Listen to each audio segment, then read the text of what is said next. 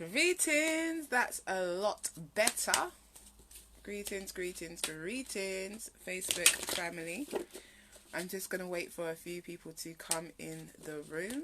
But I have entitled this video, How to Rediscover Your Life Purpose and Passion. How to rediscover your life purpose and passion. Because this is one of the things that I get a lot of people coming to me with.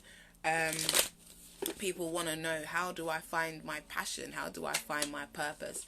And especially in these times where there is so much change, especially in these times where we're being called to move away from what is familiar and try and find new ways of doing what it is that we love, new ways of finding money, new ways of supporting ourselves. Sometimes we get drawn back to the drawing board, and it's at those moments where we start to ask ourselves, well, what is it that I'm really here to do? Who is it that I really am? And I've just come off of a beautiful session online with a client who had booked a life purpose reading and consultation. And what was so beautiful about it was that when we first started the session, she started off by feeling unsure. She wasn't sure what she was going to experience. She wasn't sure what her purpose was and what direction she needed to go in. And by the time we'd finished the conversation, she was brimming with excitement. Greetings, Auntie Amelia. Greetings, Sister Sonia. Thank you for joining me. I hope you are well. How are you coping in these new climates? Please let me know in the comments below. I'm just talking about, the importance of how to rediscover your life purpose and passion. And I was speaking to a client on the phone, and as I said, when we started off the conversation, she was feeling very lackluster. She was feeling very unsure, and even when I was tuning into her energy beforehand, I could feel that unsurety, but I could also feel the fact that something new was about to be birthed in her. And it's the same for us, right? Where something new is being birthed in us at this time, but we have to allow ourselves to go back inside and start really reconnecting with who it is that we are. What is it that we really feel called to do? What it is that we're really passionate about.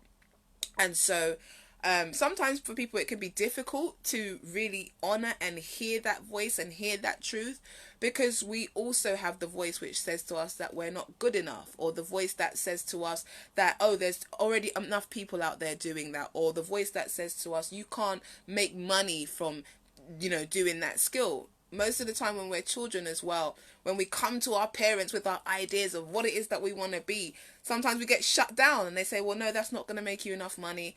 So then your whole state of consciousness shifts from being in your heart to where your real passion lies, where your real power lies, where your truth lies, to now being in the head, where you're constantly trying to figure out, how do you fit into this world? You're constantly trying to figure out, how do I survive in this world? Rather than thinking from the place of, what is my passion? What is my purpose? And what drives me?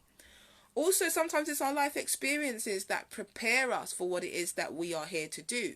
All right. So sometimes we might have been through certain experiences, and through having gone through those experiences, we've learned certain skills and certain talents that can help other people going through those experiences. So there are many things that we already do naturally that start to help us to get an understanding of what our life purpose is and what it is that we're here to do. And so I just wanted to speak on that just a little bit, because especially in this time where we can see that, as I said, the world is changing.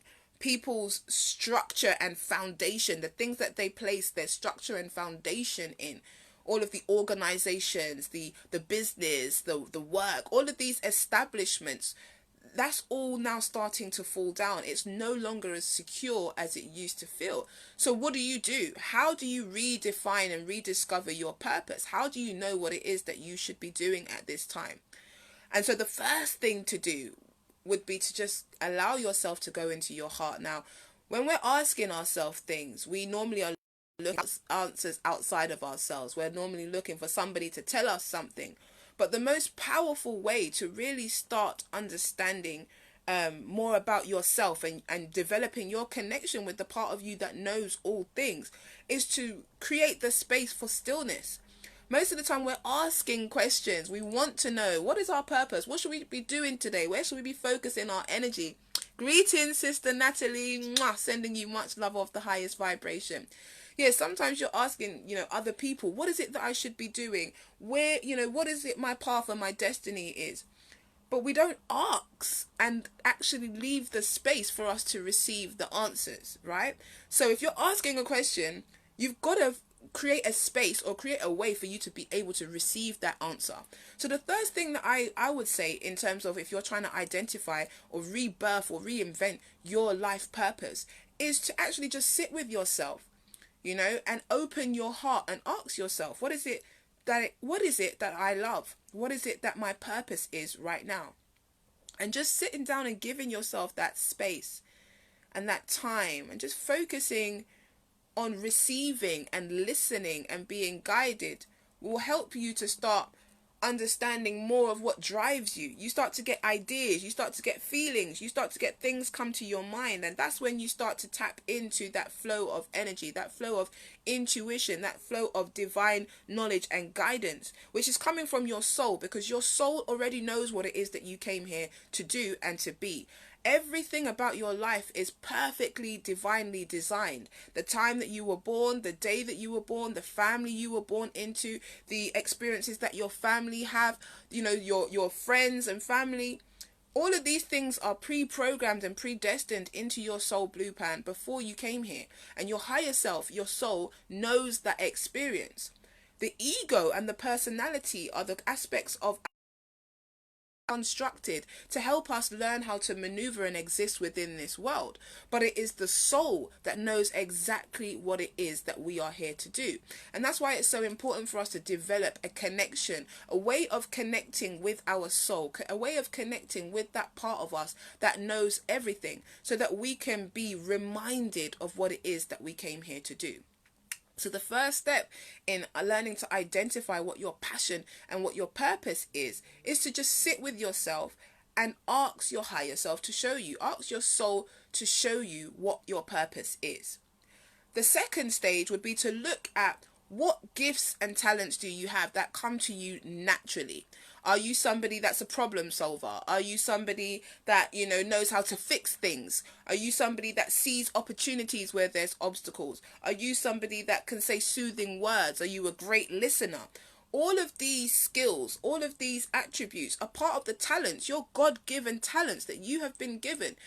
And the understanding that I have is that our talents and our gifts are what we are given, the tools that we're given to acquire our abundance and prosperity. The talents and the gifts that we have are the tools that we utilize to create our abundance on this planet, on this earth.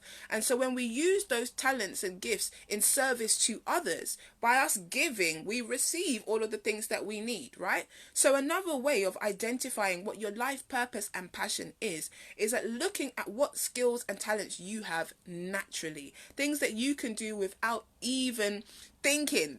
We all have things that we can do uniquely well that somebody else, it might take them a while to do. One of my talents is I'm a listener. Another one of my talents is I can feel people's energies. I can feel people's emotions. Another one of my talents is that I'm a problem solver. Another one of my talents is I'm connected to source. I'm literally connected to the mind of God. So if you ask me something, I can give you the plan. I can give you what's hidden. I can help you to formulate a solution and a path moving forward. Ask yourself, what gifts do you have? And please write them in the comments below. Like, what gifts do you have? Are you a natural listener? Are you great at baking food? Are you good at making people feel good? Please list in the box below, like, what are some of your natural talents and gifts? Because that is the second tip and tool that can help you to understand what your life purpose and passion is. Number 3, tap in with your heart. I love the energy of passion. When you think about your purpose, right? The word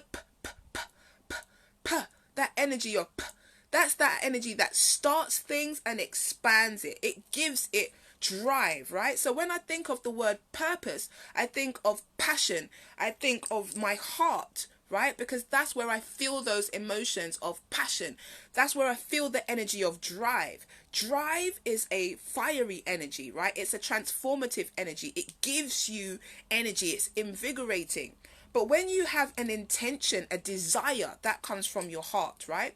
So your passion and your desires put together help you to understand your purpose, right? So what are you passionate about? What things are you passionate about? Are you passionate about spirituality? Are you passionate about health? Are you passionate about giving people a voice? Are you passionate about helping people through trauma? Are you passionate about business? What are you passionate about?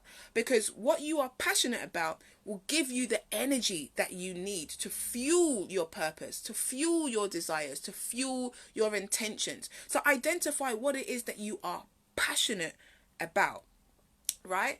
What is it that is your heart's desire? What do you long to experience? What do you want to experience? What do you enjoy? What makes you feel good, right? You need to be able to really build up this energy in your heart. One of the tools that are required for us to really be able to manifest constantly what it is that we want to experience is learning to connect the mind and the heart together as one, right? Because the mind is what holds on to the visualization. It allows us to experience that which we want. But the mind is also the realm of the ego. So the mind also has our fears. It has, the things that we think can go wrong, all of the limitations, the obstacles. So it can get very, very cramped in here if we're just relying on the wisdom of our mind alone. But the heart itself, when you place your hands on your heart and you take a deep breath in, instantly it centers you. The law of rhythm states that we are all connected by one energetic flow, right? And so when we tune into our heart, we're actually tuning into the soul. We're tuning into the divine flow, the divine plan. We're tuning into the resonant frequency of what is right and just for us, right? So when we tune into our heart's desires, when we can combine what we see through our visualization with the feelings that we can conjure in our heart, then that is the tools that we need to now start to manifest. Because really what you're doing in that moment is creating that experience. If you can think about your ideal life right now, see yourself as your most powerful self. See yourself doing what it is that you love. See yourself being appreciated and receiving the rewards and recognition for the work that you're doing. See the business complex that you want to build, or see the healing space that you want to build, and feel now what it feels to have that. What it feels to receive that blessing of being successful. What it feels like to achieve that. Now you're experiencing. Thoughts and emotions create experience in the moment. So if you utilize, when you connect your mind with your heart, you allow yourself to be centered in creating the experience that you want to experience right there in that moment. And it's that energy that can be projected or can be utilized to magnetize what it is that you want to you. So you have to be clear on what it is that your intentions are. You have to be able to see what it is that you want to manifest. You have to be able to see your purpose. You have to be able to visualize. Use your mind to visualize. What is it that I desire? What is it that I'm passionate about? Use your mind to help you to generate the visions of you doing what it is that you love to do, you doing what it is that you're passionate about, and then build up the emotional resonance to match that thought. In Peter Pan, one of the things that you had to do in order to fly was to think happy thoughts. Right? The thinking of happy thoughts lightens your vibration, literally. When you have sabotaging thoughts, when you have limiting thoughts, they dampen your vibration. They make you so dense and you're not able to vibrate at the frequency of that which you want to experience. So the number 3 thing is about getting clear on your passions. What drives you? Passion is an active force. It's an active energy. So what drives you? What inspires you? And also, what are your heart's desires? What is it that's truly in your heart to experience? What is it in your heart that you want to achieve? Number 4, in my tips in terms of how to start understanding what your life purpose is just allow yourself to answer this question. What would you be doing if there was no money involved? What life would you like to have? what gift do you have to the world? You know, what would give you purpose? Because sometimes we base our purpose on the needs that we have and the things that we want to receive in our lives, the resources, you know, trying to survive. But when we're now moving out of a space of survival and we're now moving into the heart knows exactly what it is that it wants to do. And it will do it regardless of whether there was any money or anything in the world. So allow yourself to go into that space and really tune into what it is that you would do without question. What is it that I love to do? And then number 5 would be to think about what impact you want to have on your life and on the lives of others. What lasting legacy and change do you want to leave in your life? Because that will also help you to channel how you're going to manifest your passion and utilize it as your purpose, because your purpose is not just for yourself. Your purpose is for you and for others as well. Your purpose is how you are of service to humanity, and each one of us has a gift. Each one of us has a purpose. Each one of us has come here to learn, but we've also come here to give, and that is part of what is required in this human experience. So these are some of the tools that I have used with people to help them to start getting to the root of what it is their passion, and what it is their purpose. I find that we have to go back into our inner child. We have to be willing to think about the things that we loved as a child. We have to be able to see our world from a child's perspective, because when we see it from the adult's perspective, we see all the limitations, we see all the obstacles, we see all the things that can go wrong. But when we start to cultivate our when we try to make the decision to redesign our life, we have to come back to the innocence. We have to come back to that as a child, because that's where the magic happens, right? That's where the magic is created. And so from that place, you redesign, use your imagination to redesign your reality. What drives you? What are you passionate about? What do you love? What comes to you naturally? And what legacy do you want to create in your world? Right? Another thing that you would need to be aware of is your shadows, and shadow healing is so important. I was speaking to my client and just helping her to understand how to transform the shadow or the ego into a friend.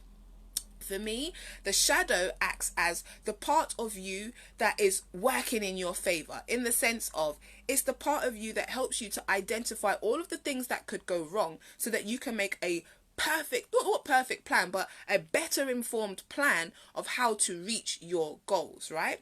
So let's say you give your ego a voice rather than trying to. When you come to thinking about your purpose and your passion, and you start to think, you start to hear all of these obstacles. Oh, well, I'm not good enough, or I didn't have this, or, you know, other people have done it, so I can't do it. When you start hearing all of these thoughts, when you start hearing the ego starting to communicate with you, rather than try and suppress it and shut it out, invite your ego to have a voice. One of the tools that I really recommend using for helping you to transform energy and get clarity is writing, because writing is a way of transforming energy. You're taking the thought and you're allowing it to come through your throat, which is the space of expression, come through your arm and your heart, and it's written on paper. So you are now giving the energy a channel of expression, right? And I write down whatever it is that I am feeling. So if my ego is saying to me, oh, well, we can't do this, blah, blah, blah, blah, blah, blah, blah, I will write down whatever my negative thoughts are, and then I will start to question those negative thoughts. And I would say, well, is this true or is it not true? Where did I pick that up? And if it is an obstacle, which is something that is practical, let's say, for instance, if I want to get from A to B and I don't have a car, my ego is going to say to me, well, you don't have a car. And instead of me just looking at it like, okay, well, I don't have a car, I now start to inquire and say, okay, I don't have a car. What can I do to get a car? What can I do to get me to where I need to be?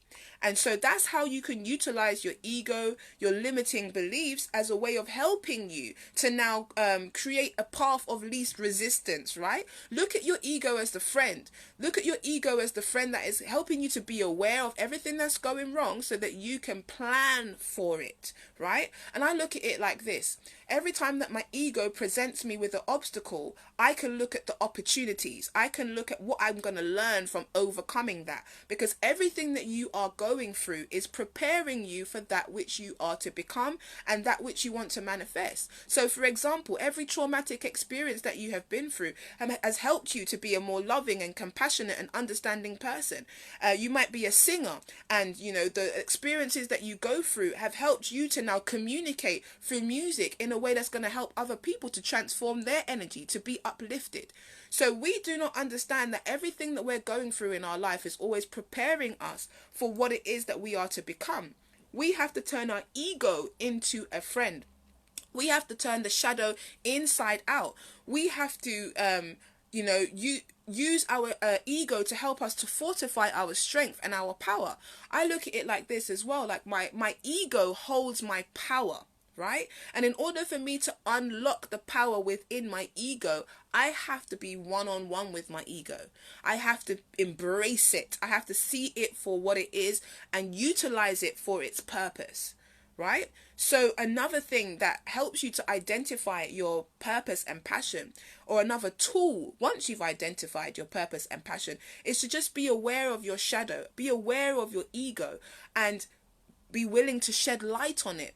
Get to know your dark side. Be intimate with your limiting beliefs. Identify where that they have come from so that you can get to the root of it. A lot of our limiting beliefs come from experiences that we've had as children. They come from our experience in our environment. They've come from having failed and feeling like guilt and shame and all these things from our failures. But when we deal with ourselves head on, when we deal with our experiences head on, rather than denying them or worrying too much about the guilt and the shame that we feel, when we can look at it from the observer's perspective, we realize that every failure is an opportunity for us to learn about how to really refine how we're going to hit that target. Every time we have a failure, we're learning more skills that help us to get to where it is that we need to get to. So we need to start even seeing our failures as friends. It's just when you start getting used to failure and not making changes, not being self-reflective, not observing your experiences and dissecting them and looking at them and thinking, okay, what could I do different here? What did I learn from that experience? How can I take what I've learned from this failure and help it to bring me into my success? This is the inner alchemy that needs to take place when we're working with our shadow. And because we haven't been given those tools to start asking those questions, because we haven't been given those tools to help us to now detach and disengage from the emotions, it can be very difficult for us to really tap into and listen to that inner truth. Okay? All right. So these are my top tips in terms of just how you can start tapping into your purpose and passion and start asking yourself the right questions, and also just giving you an understanding of some of the obstacles that you may find along the way. The journey of self-healing and self-mastery is about being able to learn the skills that you need in order to be able to utilize all of the experiences in your life and to help you to become who it is that you are here to be. You're not really ever going to stop going through challenging experiences, because those challenges help you to grow. And as much as you might have identified your purpose and passion today, 5 years down the line, it may take a different turn in terms of how you express that purpose and that passion. But one of the things that I am really guided to help people with, and one of the things that I'm an advocate of, is being empowered in your own divinity. Once you have the tools that teach you how to connect with your higher self, that teach you how to understand the nature of this human experience, that teach you how to master manifestation, that teach you how to have that direct communion with the God within yourself, that is when you start to activate your superpower. That's when you're able to actually live in your God self. That's when you're able to actually see the effects of your thoughts, your thoughts and your greatest desires manifesting in your life. And that is what it is that we are here to do. We are here to embody God consciousness. We are here to be that unique expression of the divine. And so in order for us to do that, we need to acquire the skills that help us to connect with that God self, so that we can get that balance between our heaven and our earth. And that happens through the heart. So a lot of the work that I'm doing at the moment is around helping people to get into the heart. And to be able to get into your heart, you have to be willing to face your fears. You have to be willing to confront your shadows. But one of the things that I have learned is behind that shadow is your most powerful self. And that's the part that you need in order for you to step into your magic and your majesty and to really take your life purpose and passion to the next level. So I am setting up a group and doing a program, which I'm going to be sharing more about as we go along or in the weeks to come. But the point I'm trying to make is it's time to take action. It's time, if you're somebody that's trying to figure out what your purpose and your passion is, start by looking at the things that I've brought up in this video, because that's going to help you to now start looking at where you're at and also reignite that flame of passion. Because sometimes all that we need in order to bring change and to bring direction and bring flow is energy, and we have to energize our intentions. We have to energize what it is that we want to experience by bringing energy and attention to it. So I hope that's been insightful for you. Please do let me know any of your comments down below. Thank you to everybody that's tuning in. Thank you. Natalie says, very powerful tips. Thank you, sister. Gavin said, what happens when you give, but never receive? Okay, so that is something that I can definitely relate to. But what I want to start off by saying is that everything that you are experiencing is down to you. It's never down to anybody else. So even if you are somebody that is giving, and you are attracting people that are taking, it is because you need to learn the lesson of balance. You need to learn to honor your energy. You need to learn that everything in the universe flows from give and receive. Everything has that balance, the cause and effect. One of the things that I was speaking to my children about the other day is I was saying to them, if I was to just breathe in, I would die. If I was to just breathe out, I would die. If I was to just hold my breath, and I would die. Meaning that everything needs a balance of give and receive, an equal balance of give and receive. So if you're somebody that's giving, and you're never receiving, you also have to ask yourself, am I willing to receive? Do I think I'm worthy enough of receiving? Am I creating the right boundaries? Because you find that when you're somebody that give, sometimes you give because you wanted to receive, or you wanted to receive, or you wanted to be protected, or you wanted to be provided for. You want to give to somebody else what you feel like you never had.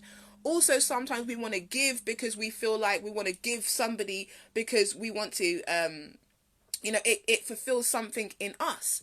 Giving and receiving has to be balanced. It has to be for the good of the person. It has to be for the good of us. So I would say to you that when you are giving too much and you're not receiving, you have to check your own boundaries. You have to check the place from which you're giving. Is it giving from a pure place, or is it giving from a place of wanting to receive and wanting to be appreciated and wanting to receive accolades? Because we have to understand that only we can give that to ourselves. If we are seeing people in our reality manifesting who are just taking from us, it means that inside there is an imbalance, and we are imbalanced in the way that we are experiencing and operating our life, because everything that's happening outside of you is a direct reflection of what's going on inside, and everything is always working for you to show you what needs to be changed so that you can be living in balance and in harmony and in the right vibrational frequency of your God self. So that would be my answer to that. That's a great question as well. If you've got any more questions, please do put them down. Gavin said, can I humbly ask, do you mean ego or super ego? I mean the ego, which I'm talking about, the aspect of your personality, which is constructed. It's like a veneer that goes over your soul. Your persona is your personal frequency. It's how you project yourself into reality. And that is dictated by your morals, your values, the environment that you're in, the people that you're around, what you learn and how you grow. So the ego is formed from all of your experiences, and you kind of put together a projection of yourself. Now, your ego also is formed from all of your experiences. So the ego is always trying to protect you. The ego is always trying to survive. The ego is always trying to, stop you from feeling hurt. All of the things that actually teach you. So, yeah, I hope that gives a bit of a better understanding. Once we understand as well that the ego is a part of ourself, it's a part of who we are. It's a part that we can also use for our benefit, and it's also a part that can be cultivated. Okay, it's supposed to work for our benefit. That's the whole point. We should never have any saboteurs inside. But also, when your ego is showing you your shadow self, it's also showing you the areas in which you need to grow, the areas that you need to grow and develop in order for you to be in your God light and in your God consciousness. So I hope that resonates with you. Gavin says, I'm an empath. I felt so, because you're a feeler and you're asking a lot about feelings. Empaths are helping us to understand that we are all connected. We are all connected through the vibrations. We're all connected through our thoughts, through our emotions. And emotions are energy in motion. And we are all electromagnetic beings, right? We talk about feeling vibes and feeling energies, but there is so much more, and it goes on such a deeper level. Empaths are teaching us about how we connect and how we receive each other's energy, and therefore that allows us to be more conscious about how we put out our energy.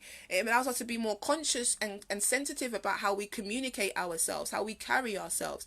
And as we're moving from the 3D where everything's more about the fixed, and what we can touch and what we can sense and what we can taste, we're moving into what we can really feel with our heart, what we can sense and how we can sense energy. And empaths, the rise in empaths has been around teaching us about that way of communicating, that way of connecting with all that is through the heart and through our emotions. Redhead said we must flow with the order of rotation. Ashe, everything has a divine flow, as above so below. Yes, once you understand the laws of the universe as well, it helps you to understand what keeps everything in balance. Cause and effect, the law of rhythm, that everything has a divine flow, the law of gender, that everything has a masculine and feminine counterpart, and that's not in terms of man and female, man and woman, it's in terms of masculine and feminine. Masculine being an outgoing energy that is logical, that is driven, that is focused, and feminine energy being the receptive, the mind, the subconscious, the creativity, the feeling. Understanding that everything has a masculine and feminine balance, everything. So mastering the laws of the universe is also something that helps you to now start being conscious in understanding how this reality works, so that you can become a master and live in your God self, which is what you came here to do. You came here to get the pleasure of experiencing your thoughts coming into fruition. You get the pleasure of being able to know what it means to be God in the flesh, to experience, to touch, to be pleasurized by this whole embodiment of being soul in the flesh. You get to experience the feeling of and the wisdom that is gained through learning, through experiences. This is what you are here for. So everything that you go through, everything that you experience is informing you. It's helping to enrich your purpose of why it is that you came here. You have a personal soul mission, and then you have a collective soul mission. Many of us have incarnated at this time because there is a planetary ascension. And an ascension means to move from one space to another. So we are shifting, we are expanding, and so many of us have chosen to incarnate at this time on this planet to raise the vibration and bring some of our previous soul knowledge and insight into the matrix, into the Akashic records of planet Earth. Thank you, Sister Red. Sending you so much love and thankful to have you here. Much appreciated. So a lot of the work that we're doing right now as well, in terms of doing our soul clearing, doing our shadow healing, understanding who that we are, is helping us to enter into a new paradigm of consciousness, a new realm of experience, where we don't see ourselves just as fixed beings, but we see ourselves as energetic beings. We see ourselves as spiritual beings. We see ourselves as part of everything. We activate the superpowers within ourselves. Another thing that I was speaking on my radio show last week is the fact that with all of this 5G and all of this, you know, the lockdown and all of these things, it's almost as if we've just been we've been birthed into the next octave of experience, because we are currently, the world that we have been living in, the 3D world that we were living in, is part of a harmonic universe. So meaning a dimension of experience. And what's happened is we've moved from the 3D realm being the main frequency of our reality to now the astral realm being the main frequency of our reality. Like, we're all speaking more astrally, we're all communicating and learning through online courses, we're all working virtually right now.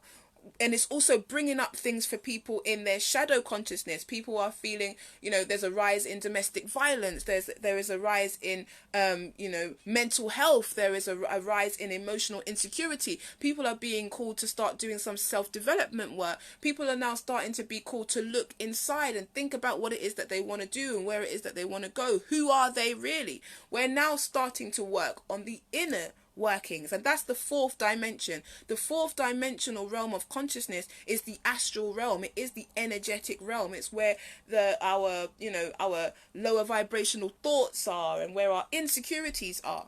It's where the power struggles take place. And we're moving into the heart. We're moving into what feels right. Who am I? What do I want to create? What do we want to see in our world? Do we want it to just be one way for one group of people, or do we feel like it needs to be fair? Do we feel like there needs to be justice? Do we feel like there needs to be balance? So we are already in the midst of this shift, and this shift that is taking place is going to set the foundation for the Age of Aquarius, which is the next 2,000 years. So we are already seeing a detaching from the old system and the old way of doing things, and are slowly being reintroduced into this new way of being. And as much as with everything there is a positive, there is also a negative, because that's what creates the resistance. So as much as, yes, we're having this great spiritual awakening, there is also this so-called negative threat of 5G and all of these kind of things. Ultimately, remember I said the shadow is always teaching you. Ultimately, so that you will learn to defend and understand yourself beyond the 3D. So whereas before you were only thinking of physical protection like a coat or clothes, now you have to think of energetic protection such as crystals and shungite. You have to understand the power of your thoughts and the importance of keeping your thoughts balanced. You have to understand how to feed your light body, how to eat for health. These are all helping us to expand our consciousness, and also helping us to expand as light beings, you know, living light, living life. What I've been utilizing as well to help me as we go through this expansion to be able to take in more light, I've been using more elixirs. So as we know, electromagnetic frequencies can be very volatile for the body. And if you know that your body is always vibrating, it's a vibratory system, it's vibratory. You want to be making sure that you are vibrating our optimum frequency. This is why we have crystals in our house. This is why we have plants and things in our house, because the Wi-Fi, the 5G, the phones, these are all intrusive frequencies, intrusive energies.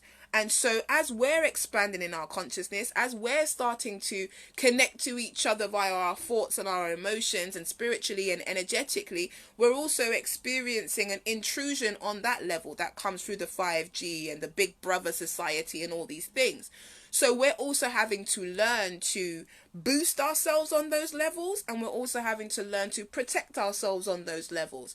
The boosting is about changing the way that you eat, eating for health, eating light, right? Light is energy, light is information. So when you see a red apple, you're not just seeing a red apple, you're taking in the frequencies. Like your eyes eat light, and that light feeds the pineal gland, which then feeds your light body, which then feeds all of your organs, right?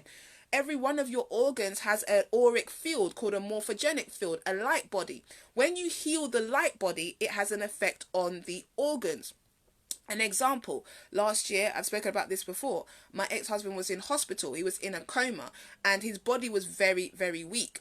I used a lot of tuning forks, I used sound healing, I used meridian therapy, I used acupuncture, I put organites around him, I did tuning forks on his meridian lines, and we were able to see how it was affecting his physical body through utilizing the hospital machines. We could see when his blood pressure went up and when it went down. And what had happened was he experienced a miraculous healing in a shorter period of time. And the doctors really couldn't understand why. The reason for that is because we were working on his electromagnetic field. We're working on the energy that actually keeps his organs running, because the organs, they operate on a third dimensional level, right? They're a denser vibration, but around what's fusing it, what's giving it that life force energy, is where we're working, right? That's what's in your auric field. That is your morphogenic field. So when you even for health and wellness, when you deal with things on an energetic level, when you do energy healing, when you do meditation, you're working within that consciousness. You're working within the realm of the fourth dimension or the fifth dimension. You're working on your energy field. And once your energy field is healthy, it raises the vibration of all of your organs to perfect health, right? So as I said, we have to learn now how to prepare our body to vibrate at higher frequencies.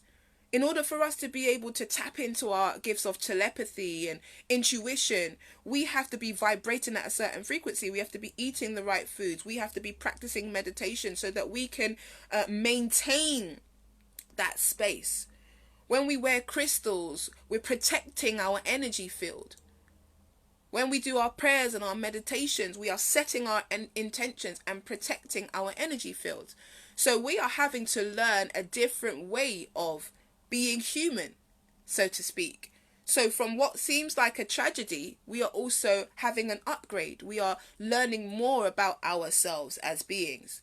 So the shift is going to take place on so many different levels. And in order for you to really be able to grow with the shift, you've got to be willing to expand. You have to be willing to understand that for every negative, there is a positive. There is a reason. Nothing can happen without resistance. So if there isn't something, if necessity is what brings creativity. If there is no threat imposed, then you won't see the urgency of what it of what it takes or what is required of you to now start understanding yourself on another level. So what I'm saying is, everything that we're experiencing right now is part of the awakening. Everything that we're experiencing right now is part of the ascension. In order for us to experience a reality of peace, prosperity, and harmony, we have to deal with the shadow. We have to deal with all of the things that stop us from really being able to create that. We have to understand that this planet and us as humans, we've been through this many times before. And if we look to the past, we can learn about what needs to take place now. And we're moving into 5D. 5D is about the heart. So in order for us to vibrate from the frequency of the heart, in order for us to live from the heart, we've got to be willing to work on the shadow. We've got to be willing to gain our power. We've got to be willing to tap into what really drives us, what is our passion, and we need to be able to identify what our purpose is, because that's what's going to allow us to have a purposeful, prosperous, and happy life whilst we are here. I've been saying to myself quite a lot, at the end of the day, we only have one life to live. What are we going to do with it? Life is very short. What are you going to do with it? So that is a good place to start when trying to identify your passion and your purpose. I really, really appreciate everybody who's been listening and everybody who's giving me waves. Priya says, how do we know what crystals we should use in our home? Okay, so first and foremost, you start with your heart. One thing that we need to learn is that we need to start inquiring within. You know everything. You have everything within you. It's just that we've been taught that we always need somebody to confirm or to validate. And also sometimes we don't know the tools of how to communicate with ourselves. So I understand that. First thing that I would always say is that you sit with yourself. Okay, and you just sit with yourself and you take a deep breath and you ask, okay, what kind of colors do we need in this house? What kind of crystals do we need in this house? You might not hear names, you might hear colors. Okay, we need more purple crystals. Okay, so what energy do we feel like we need more of in this house? First and foremost, start having that dialogue with yourself, right? then you can start researching different crystals and start researching what they do. You got your general ones such as black tourmaline. Anything that's black is all about protection. Anything that's black is all about stabilizing energy. Black can also be used to release energy. So black tourmaline, black obsidian, black onyx is good to have underneath the front door or have in the corners of your house, because what you're doing is you're creating a protective field. Black also absorbs energy. So if you want something to be absorbed, if you want to draw some negative energy in, then you can maybe put a black obsidian crystal in a bowl of water and let that absorb negative energy, right? It's about understanding the elements of the earth, okay? Water is a cleanser and a purifier. Black, the color black, is an absorber. It's a transformer. Purple crystals work on the intuition. Purple crystals work on bringing more heart energy as well, the heart and mind energy into the house. It's good for protection. It's good for psychic abilities. It's good for if you've got computers or phones and electronical stuff. It's good to have purple crystals like amethyst or ametrine or fluorite next to those kind of crystals. If you're trying to bring in more love into the house, more heart energy, then you're looking at pink crystals and green crystals. Pink crystals such as pink tourmaline or rhodochrosite, that's a really good crystal for learning to love yourself. And also green aventurine is a good crystal, or amazonite is a good crystal for bringing in like health and bringing in healing energies into the home. Blue is great for communication. So if you want everyone to speak their truth, if you want people to feel at peace in your home, then you need to be bringing in more blue. Smoky quartz is another crystal that absorbs energy. I actually do have a crystal course. I do have a crystal practitioner's course. So if you're interested in learning more, whether it's at the introduction stage or at the practitioner stage, then send me a message and I'll send you the link for that and the details. But yes, everything starts from within. We have to now start understanding that everything starts from within, and we have to learn to start trusting the voice within and allow ourselves to be guided. So that's what I would say to you. Start by asking yourself and then go through all of the things that some of the pointers that I have left in the video. I hope that resonates with you. El Malku says, how do you know to help someone to accomplish what they want if it's something they may not be guided to actually be doing in their life? How do I know to help someone to accomplish what they want if it's something they may not be guided to actually be doing in their life? I'm not sure I understand that. How do I help someone to accomplish what they want if it's something that they may not be guided to actually doing?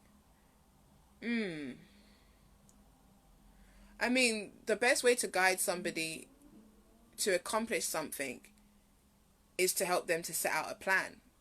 And through setting out that plan, you got to think about where it is that they want to go, where are they at right now, and what would it take for them to get there.